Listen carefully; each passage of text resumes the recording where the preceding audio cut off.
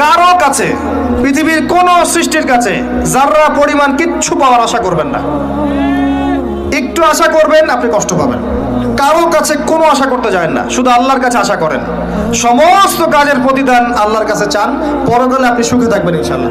শেষ হাসি আপনি হাসবেন ইনশাআল্লাহ। এছাড়া আমি কোনো সলিউশন দেখি না ভাই। আমি কলিজা থেকে কথাগুলো বললাম আপনাকে,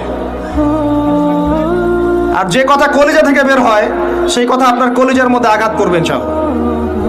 সব কাজ শুধু আল্লাহর জন্য করেন, কেউ আপনার আপন না। আল্লাহ ছাড়া কেউ আপনার আপন নয়। আপনি ভুল করবেন যদি আপনি অন্য কাউকে আপন মনে করেন। আপনার পলিটিক্যাল লিডার, আপনার প্রশাসনের স্যার, আপনার পরিবারের স্ত্রী, আপনার সন্তান, হাবি হাবি যা যা আছে, যদি মনে করেন আমার আপনজন, আপনি ভুল করবেন। সবাই সবার স্বার্থ চেনে, সবাই সবার স্বার্থ চেনে। শুধু আল্লাহ আপনাকে নিঃস্বার্থভাবে ভালো